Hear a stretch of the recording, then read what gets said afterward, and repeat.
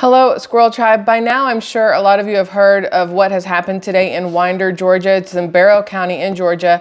That was about maybe 30 minutes from where I used to live before we moved here to Florida about 2 years ago. But there was an active shooter situation at Appalachee High School in Winder, Georgia. And they haven't said who the shooter was. They are saying that the shooter is in custody. It happened around 10:15 a.m. Eastern time today. And according to what I've been able to find so far, 2 are dead and 4 are injured. They did airlift somebody out. In the very beginning, they were showing videos of just police cars flying by, ambulances going by. There was the helicopter that was out. There was a Fox 5 News helicopter out trying to figure out what's going on when the call came in for the active shooter. There have been some statements made by some students saying that, one of them was going to the bathroom and the next thing they know, they hear 5 to 7 shots. They run into the classroom. All the kids are getting in the closet.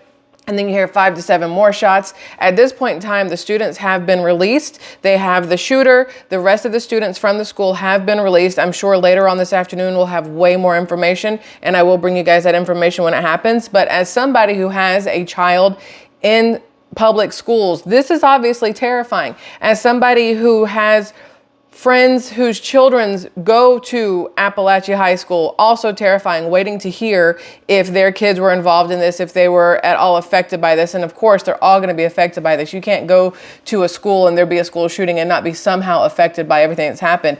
But the downside here is it's going to be used as a push right now for Kamala Harris and Tim Walz and the Democrats for gun control and everything else, instead of it being used for what it should be: safer schools, better access to teachers for some sort of self-defense. There is a system that I have seen, and I saw a couple schools around the country have it, and it's basically a lockdown system for the school. If there is any sign of an active shooter, it literally locks down the classrooms from anybody being able to get in or out without the teacher being able to open the door somehow. It's like a blocking system, and it looks absolutely amazing. And I think they said it costs $150,000 for each school to be able to outfit themselves with this huge surveillance system and lockdown system.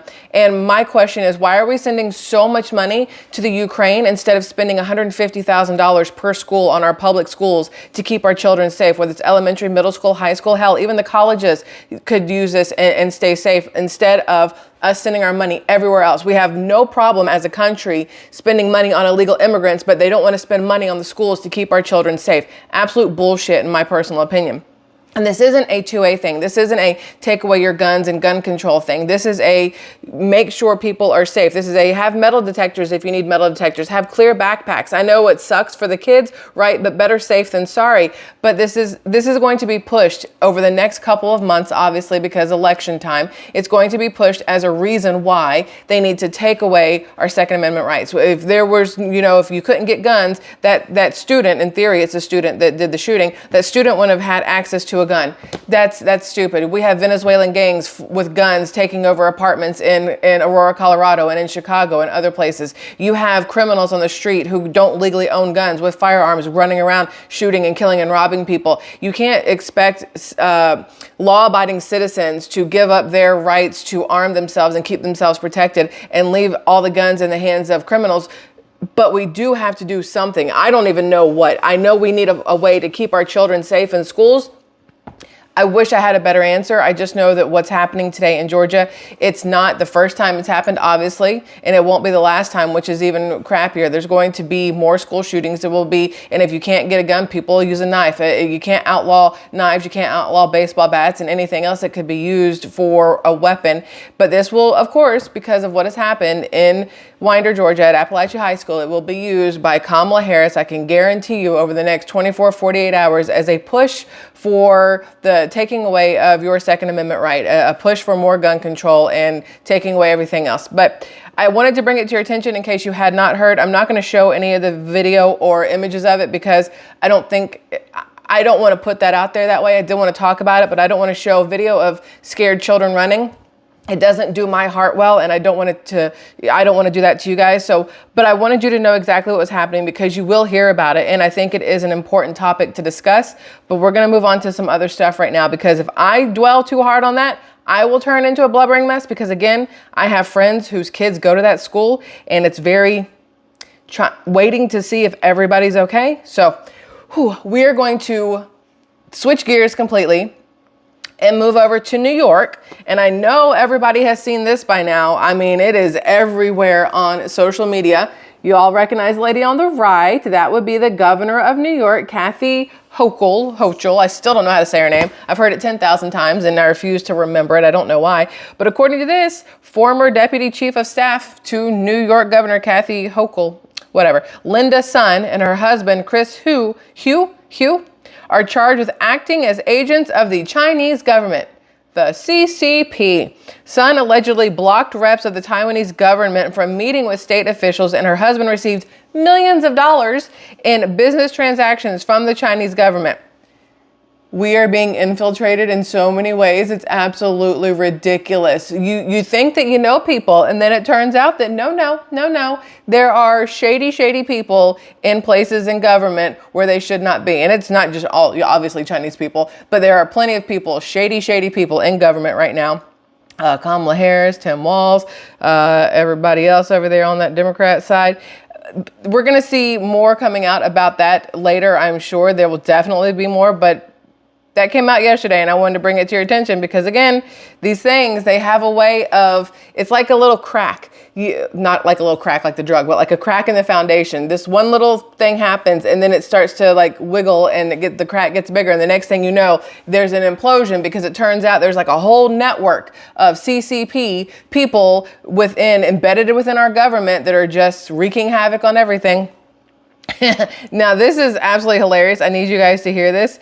We talked about it yesterday. You guys saw the video yesterday where I showed you Kamala Harris between Detroit and Pittsburgh, how her accent changed when talking about unions and things like that. She literally went from black accent in Detroit to super white accent in Pittsburgh, and she's neither. So this is interesting because this came out. Karine Jean-Pierre was asked about this. Fox News' Peter Doocy asked about Kamala Harris's new Southern accent. And y'all need to hear this. Let me put this over here at the beginning and pause it and volume up so you can hear exactly how this question was asked and exactly how this question was answered. Let's get the volume up on this joker. Topic.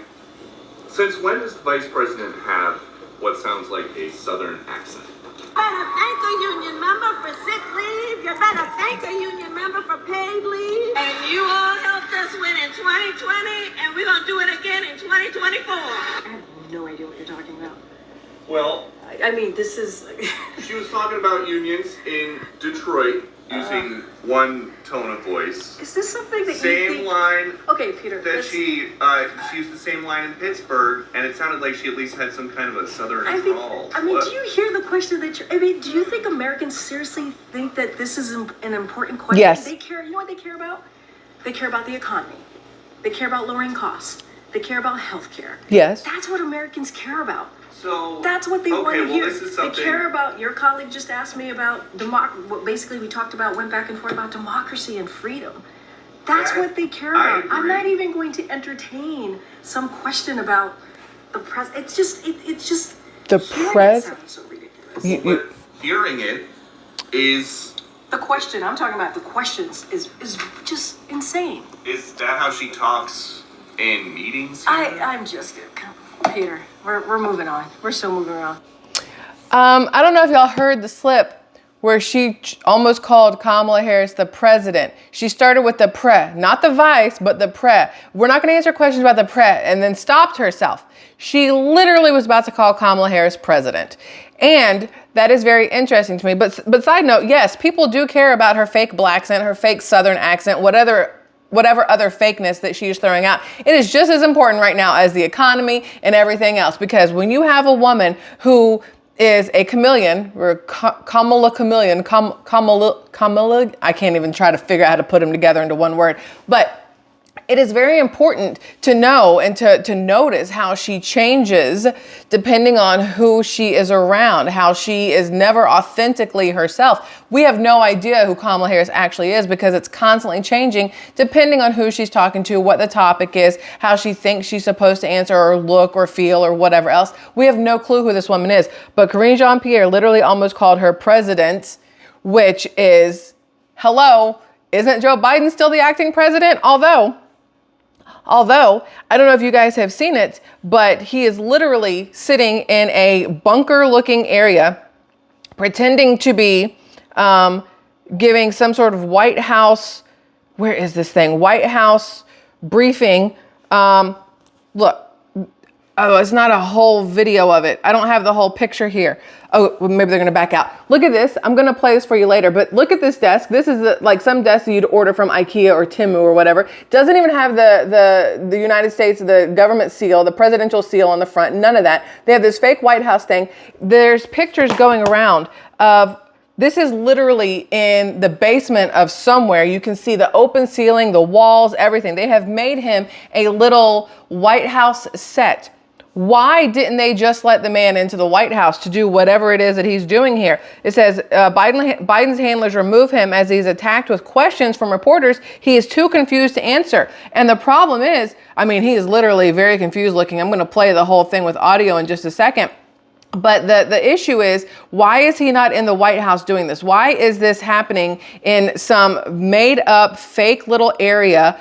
Why are they trying to keep Joe Biden out of the White House? Why did Karine Jean-Pierre almost call Kamala Harris president? What the hell is happening in Washington, D.C.? What is going on that they are not telling us? Because obviously there is something. There is no reason the acting president of the United States should be in some fake ass little Oval Office setting instead of in the actual Oval Office. Now, there has been talk of them not wanting him to travel anywhere or go anywhere. And you got to think about it. Is it because, one, they're worried that something would happen to him and then what's her face, Kamala Harris, would automatically become president? Or are they worried about letting him out in public where he can say and do things that they can't control? They can't stop him from answering questions a certain way. They can't stop him from doing things a certain way that would give away something that they're doing. Listen, conspiracy theorists are a thing for a reason, because when you start to see a lot of things that don't add up, you think to yourself, I feel like we're being played right now. I feel like the people of the United States of America are being played right now when it comes to the president and the vice president and who's really running everything and what's actually going on with Joe Biden, and is that even Joe Biden, and what's really going on with Kamala Harris. Is she a lush? Is she constantly drunk? Is she stoned all the time? Are there pill poppings happening behind the scenes? And what about Tim Walz? Does he know that he lies like nobody's business? Do they worry about him, wandering off into horse stables and not being able to find him for a few hours? Like, there's a lot going on. Let's listen to this thing and get this going. Hold on, if I can get this to pause. Let's do the volume thing one more time. One more again. I know things would be so much easier for y'all if I would just edit. Oh, but that's so much work and I don't wanna, because this is better for me. And this is what you guys get. May God protect our troops.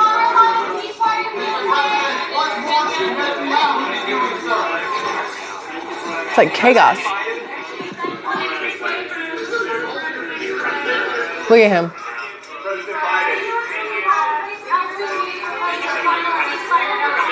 We're coming this way. We're moving this way, guys. We gotta get out of here. And like moving that way, we gotta go. Chaos. We gotta start moving. Thank you so much. And he's moving like a sloth. President Biden, do you support free IVF for parents? It's like he doesn't know there's people there. Free IVF for parents, do you support that proposal, President Biden?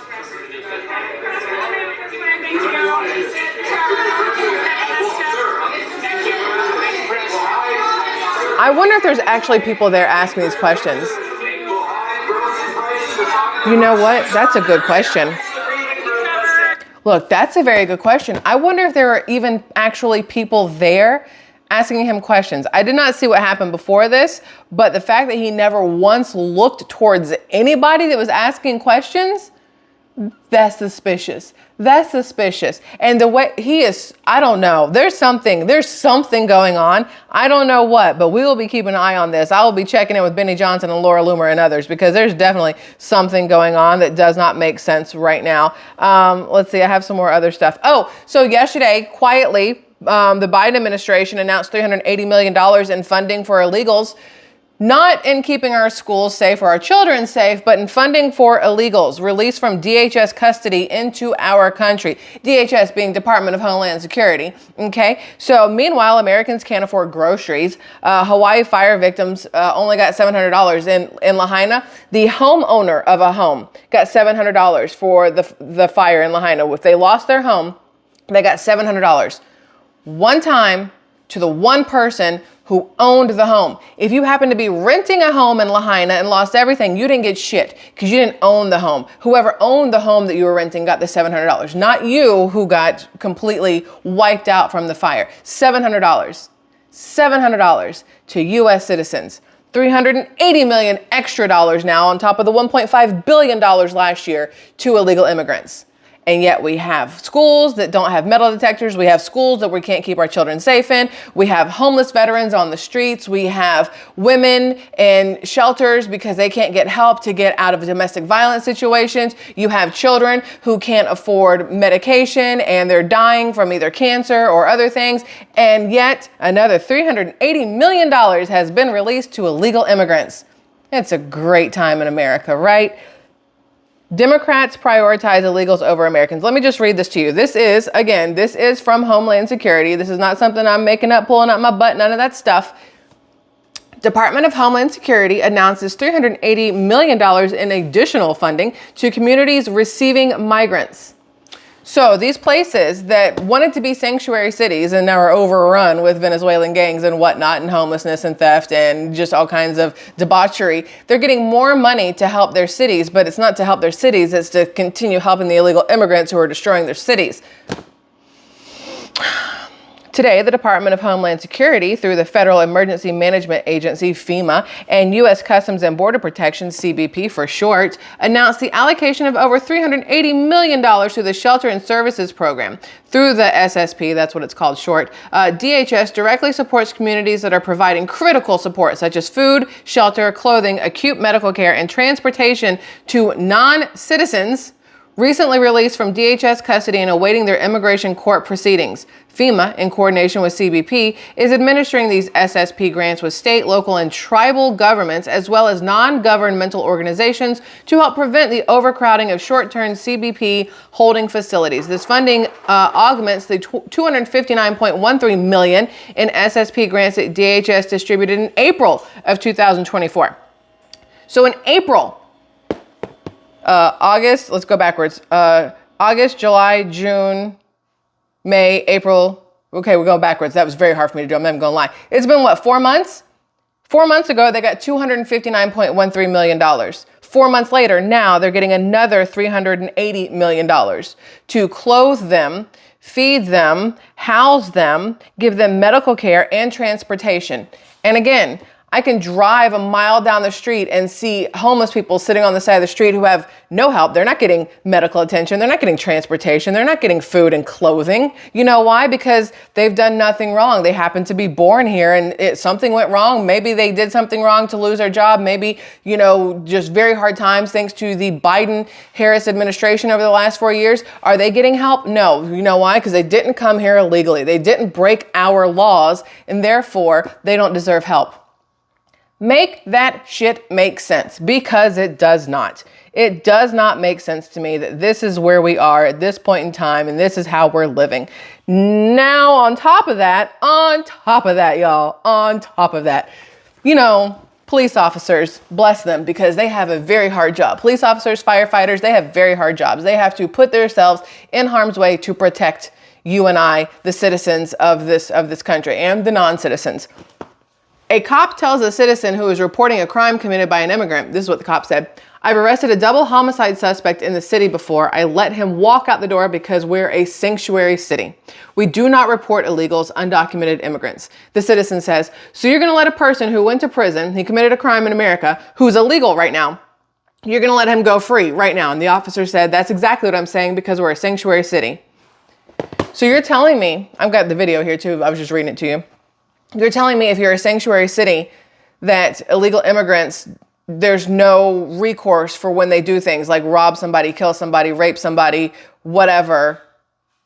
There's no recourse. You have to let them go. You can't keep them in jail. You can't deport them. You can't do anything. You just have to let them back out onto the streets. Yet, heaven forbid, if I were to be driving on a suspended license or, double the speed limit or above the alcohol level, or I stole something or I killed somebody or I raped somebody, guess where my ass is going? Straight to jail. Guess where it's staying? Straight in jail. Again, with the whole make it make sense, I want you guys to hear this. Let's see if I can get this to play correctly.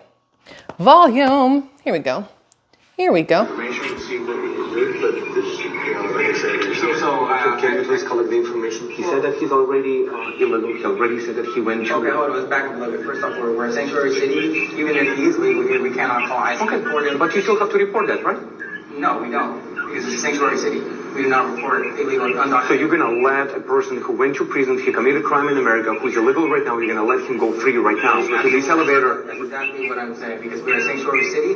I've arrested a double homicide suspect in this city before and let him walk out the door because we're a sanctuary city. We're not going to call ICE to come pick him up and deport him. He came to pick up $320,000 from him or my grandmother and grandfather, and he's walking away freely right now, right? That's what I'm understanding right now. I understand that, but you're asking me to call ICE or the... I'm not asking you to call ICE. We're just asking you to take seriously that he's trying to repeat offend when he's already illegal. He's repeating what he's already been doing. He said, I'm in Chinatown in New York. They pay for his... So that police officer literally said, because they are a sanctuary city, he's letting this illegal immigrant go because there's nothing they can do. They're not going to call ICE. They're not going to deport him. I don't understand why this is what people want for another 4 years. Like, there's people out there that want to continue to vote for the same people who put this into play, who thought that this was okay, who think that this is the way our country should be running. They're like, you know what? Everything is great. We should do this for 4 more years. And at the same time, they've clearly closed down the insane asylums because anybody who is voting Democrat belongs in a straitjacket. It is very clear to me that if you are voting Democrat because you like the way this country is running, you deserve a straitjacket and some padded walls. But no, that's not what you're going to get. You're not going to get anything. The illegal immigrants are going to get everything, but whatever. I get a little testy on these kind of things. Y'all, not only did they put Biden in a fake little child's desk to play president for a minute, Kamala Harris, bless her heart, is dumb as a box of rocks. Like, she's got her headphones in. I don't know if you guys have seen this yet, but I watched the video of it. She's got these headphones in, and they're attached to her phone. One, ma'am, wireless. Don't be basic. Get wireless headphones. So she has these headphones in her ears. They're attached to her phone. And she gets out of this car, and she's holding the phone up to her like she's talking so that she doesn't have to talk to the reporters. And you guys can see this. As she's getting on the plane, she's doing the same thing. She's holding the phone up to her ear so it looks like she's talking to somebody so that she doesn't have to answer the reporters. Ma'am, we can see your headphones. We are not as dumb as you look. Like, bless it. When pretending to be on the phone when you walk past the press to your plane, do not plug in the headphones so others can see, and also hold the phone to your ear. This destroys the illusion and tells everyone you're full of it. Again, she truly is bad at this. This is from Tim Murtaugh on X, and I could not agree more. She truly is bad at this. She does not know how to human. That's basically what it comes down to. Bless her heart. I don't understand how she's vice president, let alone why people think this woman has the brain cells to run this country. It does not make sense to me. Oh, I also want you guys to hear this because Barack Obama, we can't leave Obama out. Come on now. This is from Insurrection Barbie. She got posted up here. It says, listen to Barack Obama admitting, y'all, that portions of Obamacare originated from the Heritage Foundation's blueprint. Project 2025, but when it was Obama, it's Project 2008, I guess, because it changes by year. So Obamacare is a Project 2025 idea, but really Project 2008. Liberals are going to be really mad when this clip goes viral. Let me just pause and play. We're going to do pause and play because, again, you can't make this shit up. I mean, you could try, but that'd be a lot of work. So let me just show you the actual evidence of it. Look what I found. Oop, as I hit myself with the computer. Interview with Barack Obama, the great Barack Obama, with Vice President Joe Biden under him. They used the Heritage Foundation, incorporated some of their ideas into Obamacare. And he admits it in this interview. That would be the same Heritage Foundation that came up with Project 2025 that the Democrats are telling you Donald Trump is going to bill itself. It incorporates all sorts of Republican ideas. Okay. I mean, a lot of commentators have said, yeah, this is sort of similar to the bill that Mitt Romney, the Republican governor and now presidential candidate, passed in Massachusetts. Okay. A lot of the ideas in terms of the exchange, just being able to pool and improve the purchasing power of individuals in the insurance market, that originated from the Heritage Foundation. That originated from the Heritage Foundation. That originated from the Heritage Foundation. Now what Democrat? Y'all, really? Do the Democrats forget that the internet is forever? That as much as you want to go through and change things so that it doesn't look like Kamala Harris was ever really the borders are, even though we know that's what she was called, Axios, even though you've gone through and changed things, Wikipedia, we can still find stuff, as we found here. Heritage Foundation. The same thing that the Democrats brought out this massive book to the DNC to slam down on the counter or the podium and, have lizard-like moments. That redhead from, where was she, Michigan? I don't know. She was scary as hell. Whoever that redhead was who kept licking her lips like she was a lizard. All they did was talk about Project 2025. Obama stood on stage and talked about Project 2025. He forgot to mention that he himself has used a little bit of that Heritage Foundation magic. Anyway, just wanted to point that out to you guys because I thought it was very, very interesting.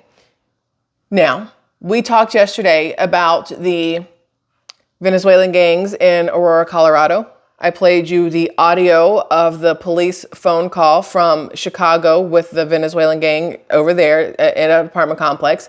We have talked about the fact that there has been numerous robberies, numerous murders, shootings, everything in regards to rapes, also in regards to the illegal immigrants and everything that's been happening here. And I said it can happen to anybody. Now, I saw this on Facebook today and I saved this. I wanted to show this to you guys.